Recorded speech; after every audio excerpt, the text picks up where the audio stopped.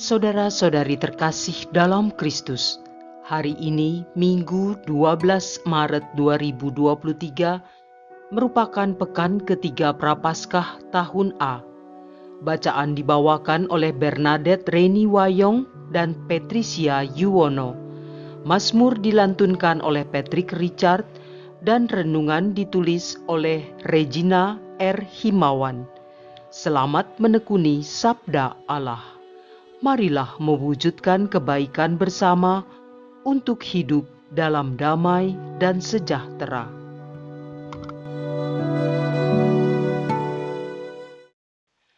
Dalam nama Bapa dan Putra dan Roh Kudus. Amin. Allah Bapa yang Maha Kuasa, terima kasih untuk hari yang baru ini. Pada hari ini, di Minggu Prapaskah ketiga ini, kami akan mendengarkan sabda-Mu untuk semakin mempersiapkan diri menyambut Paskah kami.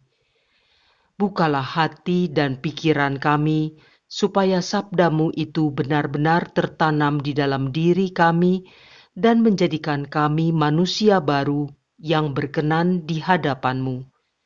Demi Kristus Tuhan dan pengantara kami. Amin.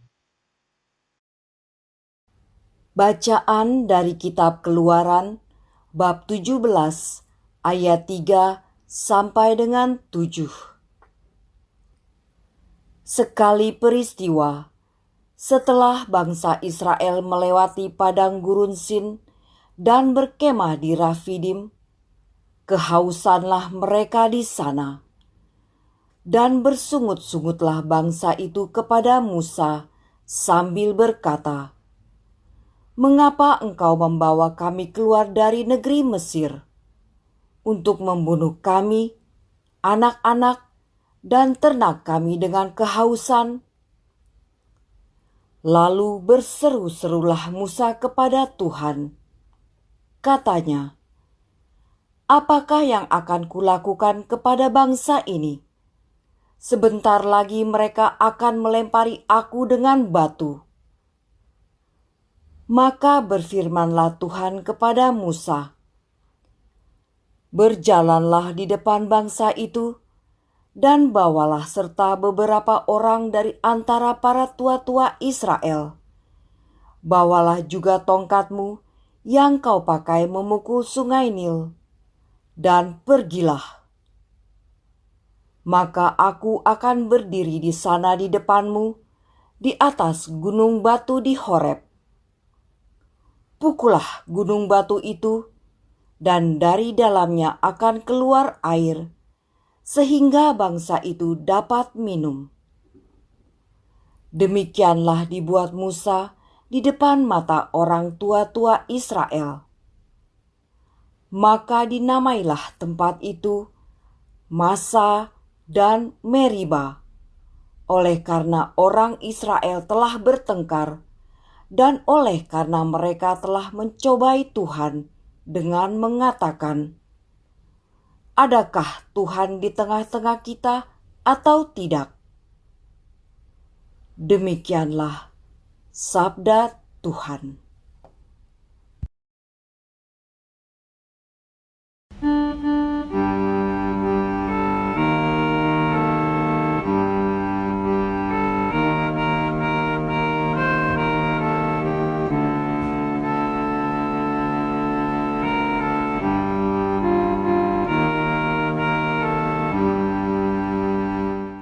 Pada hari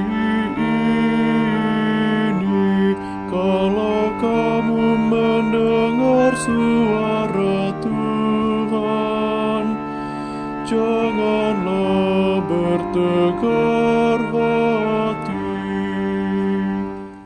Marilah kita bernyanyi-nyanyi bagi Tuhan, bersorak-sorai bagi gunung batu keselamatan kita. Biarlah kita menghadap wajah-Nya dengan lagu syukur. Bersorak-sorailah baginya dengan nyanyian mazmur. Pada hari ini, kalau kamu mendengar suara Tuhan, janganlah bertegar hati. Masuklah, mari kita sujud menyembah. Berlututlah di hadapan Tuhan yang menjadikan kita, sebab Dialah Allah kita. Kita ini umat gembalaannya, serta kawanan domba-Nya. Pada hari ini, kalau kamu mendengar suara Tuhan, janganlah bertegar hati. Pada hari ini, kalau kamu mendengar suara Tuhan, janganlah bertegar hati seperti di Meribah, seperti waktu berada di masa di padang gurun, ketika nenek moyangmu mencobai dan menguji aku, padahal mereka melihat perbuatanku. Pada hari ini, kalau kamu mendengar suara Tuhan, janganlah bertegar hati.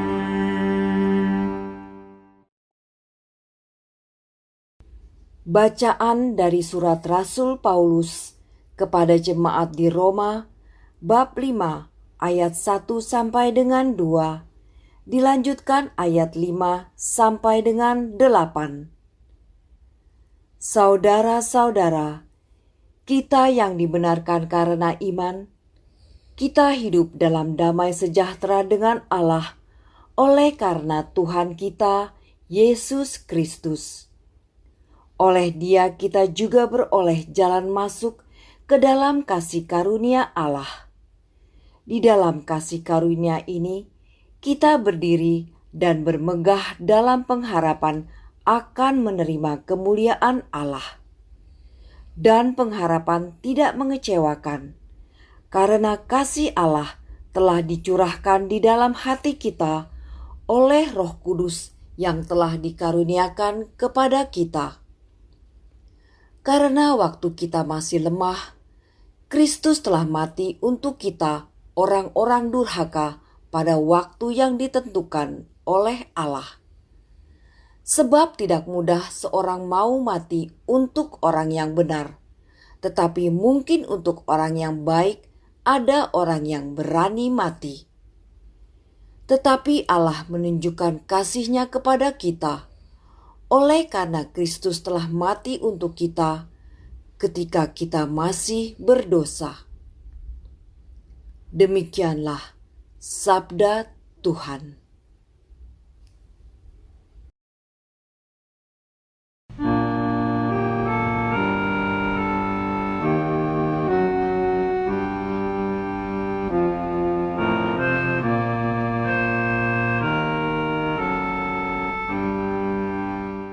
Terpujilah Kristus Tuhan, Raja mulia dan kekal. Tuhan, Engkaulah juru selamat dunia. Berilah aku air kehidupan, supaya aku tidak haus lagi. Terpujilah Kristus Tuhan, Raja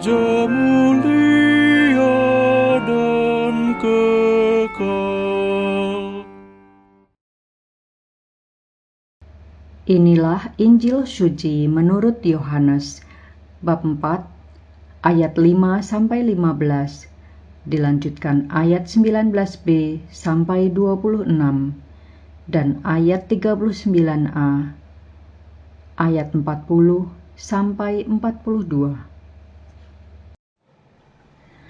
Sekali peristiwa, sampailah Yesus ke sebuah kota di Samaria yang bernama Sikar, dekat tanah yang dahulu diberikan Yakub kepada anaknya Yusuf. Di situ terdapat sumur Yakub. Yesus sangat letih oleh perjalanan. Karena itu, ia duduk di pinggir sumur itu. Hari kira-kira pukul 12. Maka datanglah seorang perempuan Samaria hendak menimba air. Kata Yesus kepadanya, "Berilah aku minum." Sebab murid-murid Yesus telah pergi ke kota membeli makanan. Maka kata perempuan Samaria itu kepadanya, "Masakan engkau seorang Yahudi minta minum kepadaku seorang Samaria?" Maklumlah, orang Yahudi tidak bergaul dengan orang Samaria. Jawab Yesus kepadanya, "Jikalau engkau tahu tentang karunia Allah dan siapa Dia yang berkata kepadamu, 'Berilah aku minum,' niscaya engkau telah meminta kepadanya, dan Ia telah memberikan kepadamu air hidup." Kata perempuan itu kepadanya, "Tuhan, engkau tidak punya timba, dan sumur ini amat dalam. Dari manakah engkau memperoleh air hidup itu? Adakah engkau lebih besar daripada bapa kami Yakub, yang memberikan sumur ini kepada kami, dan ia sendiri telah minum dari dalamnya, ia beserta anak-anak dan ternaknya?" Jawab Yesus kepadanya, "Barang siapa minum air ini, ia akan haus lagi. Tetapi barang siapa minum air yang akan kuberikan kepadanya, ia tidak akan haus untuk selama-lamanya. Sebaliknya, air yang akan kuberikan kepadanya akan menjadi mata air di dalam dirinya, yang terus-menerus memancar sampai ke hidup yang kekal." Kata perempuan itu kepadanya, "Tuhan, berilah aku air itu, supaya aku tidak haus, dan tidak usah datang lagi ke sini untuk menimba." Setelah Yesus menyinggung masalah pribadi perempuan itu berkata kepada Yesus, "Tuhan, nyata sekarang padaku bahwa engkau seorang nabi. Nenek moyang kami menyembah di atas gunung ini, tetapi kamu katakan bahwa Yerusalemlah tempat orang menyembah." Kata Yesus kepadanya, "Percayalah kepadaku, hai perempuan, saatnya akan tiba bahwa kamu akan menyembah Bapa, bukan di gunung ini, dan bukan juga di Yerusalem. Kamu menyembah apa yang tidak kamu kenal, tetapi kami menyembah yang kami kenal, sebab keselamatan datang dari bangsa Yahudi. Tetapi saatnya akan datang, dan sudah tiba sekarang, bahwa para penyembah yang benar akan menyembah Bapa dalam roh dan kebenaran. Sebab Bapa menghendaki penyembah-penyembah yang demikian. Allah itu roh, dan barang siapa menyembah Dia, harus menyembahnya dalam roh dan kebenaran." Jawab perempuan itu, "Aku tahu bahwa Mesias yang disebut juga Kristus akan datang. Apabila datang, Ia akan memberitakan segala sesuatu kepada kami. Kata Yesus kepadanya, "Akulah Dia yang sedang bercakap-cakap dengan engkau." Banyak orang Samaria dari kota itu telah menjadi percaya kepada Yesus karena perkataan perempuan itu. Dan ketika orang-orang Samaria itu sampai kepada Yesus, mereka meminta kepadanya supaya Yesus tinggal pada mereka. Dan Yesus pun tinggal di situ 2 hari lamanya. Dan lebih banyak lagi orang yang menjadi percaya karena perkataan Yesus. Dan mereka berkata kepada perempuan itu, "Kami percaya, tetapi bukan lagi karena apa yang kau katakan, sebab kami sendiri telah mendengar Dia, dan kami tahu bahwa Dia benar-benar Juru Selamat dunia." Demikianlah sabda Tuhan.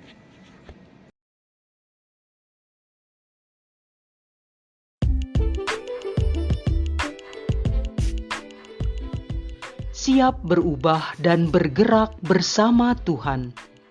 Renungan dibawakan oleh Maria Monica.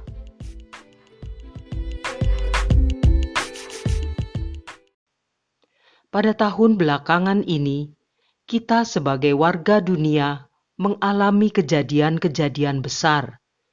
Yang pertama tentu kita semua tahu, pandemi COVID-19. Belum tuntas penanganan penyakit tersebut, kita dihadapkan pula pada perang yang terjadi di Ukraina. Krisis energi yang membawa dampak pada krisis ekonomi memukul cukup banyak negara di dunia, bahkan negara maju sekalipun. Perseteruan antar negara yang sedang terjadi seolah merupakan gambaran nyata tentang dunia yang sedang mencari wajah baru, suatu keseimbangan yang baru. Suka tidak suka, memang tidak ada yang abadi di kolong langit ini. Seperti bumi ini berputar, hidup manusia atau hidup suatu bangsa pun berputar. Tidak ada keadaan yang tidak berubah.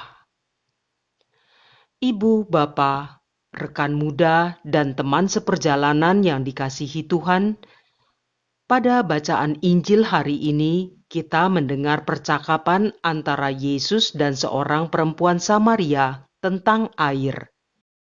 Percakapan ini dimulai oleh Yesus dan berlanjut pada kesalahpahaman perempuan itu yang menganggap Yesus membicarakan tentang air minum yang bisa ditimbanya, padahal Yesus sedang membicarakan air hidup, yaitu dirinya yang membawa manusia pada hidup yang kekal.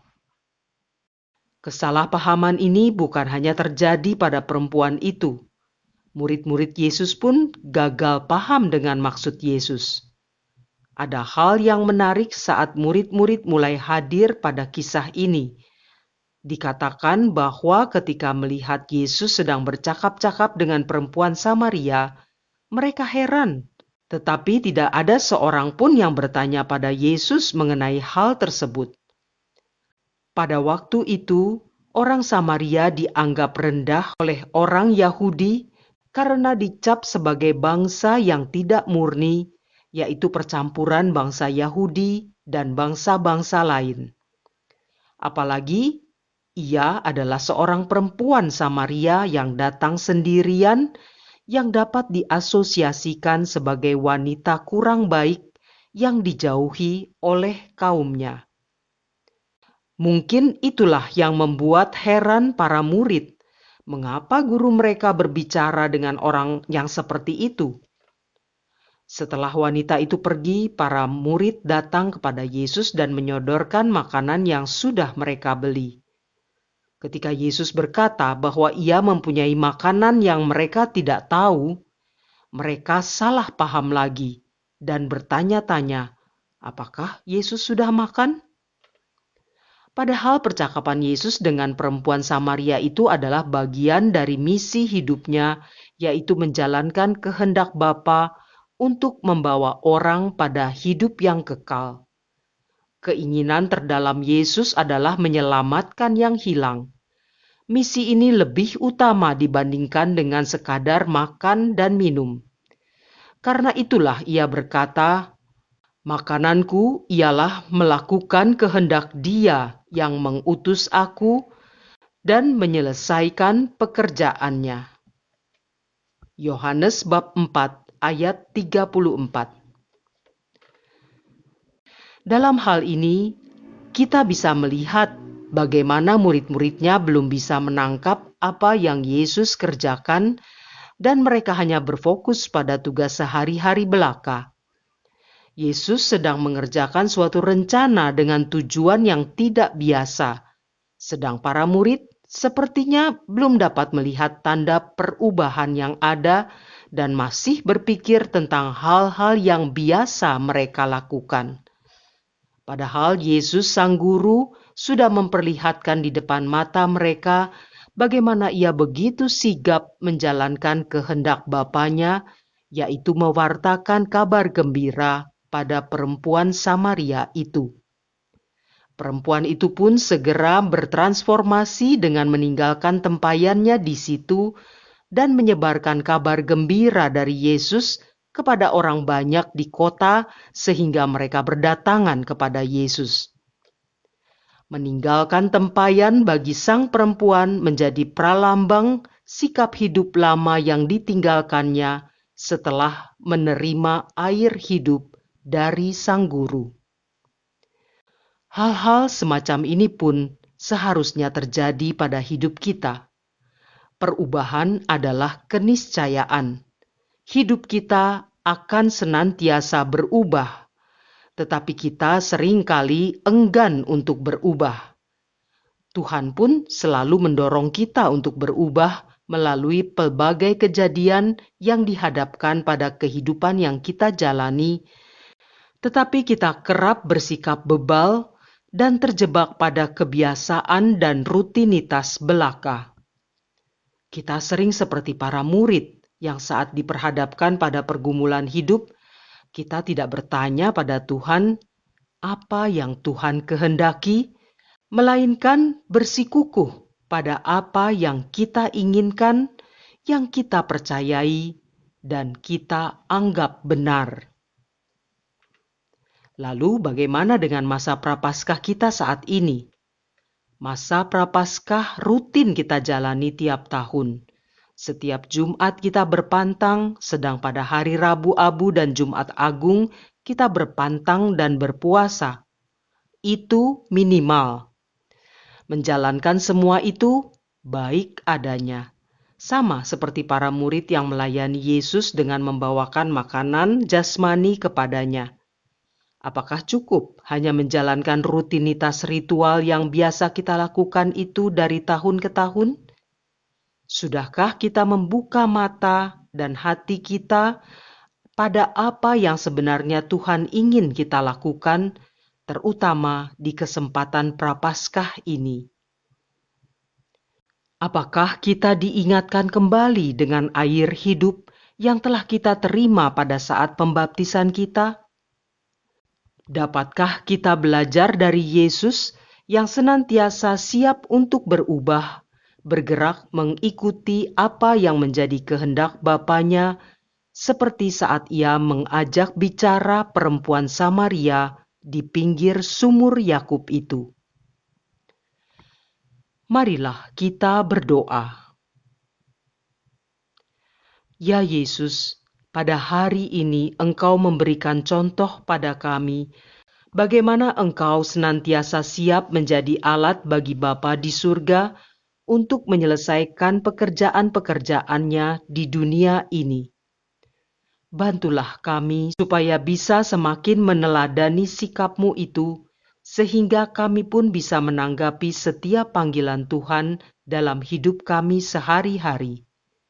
Bimbing dan berkati kami ya Tuhan, sebab Engkaulah sumber air hidup kami yang bersama dengan Bapa dalam persatuan Roh Kudus, Allah yang hidup, kini dan sepanjang masa.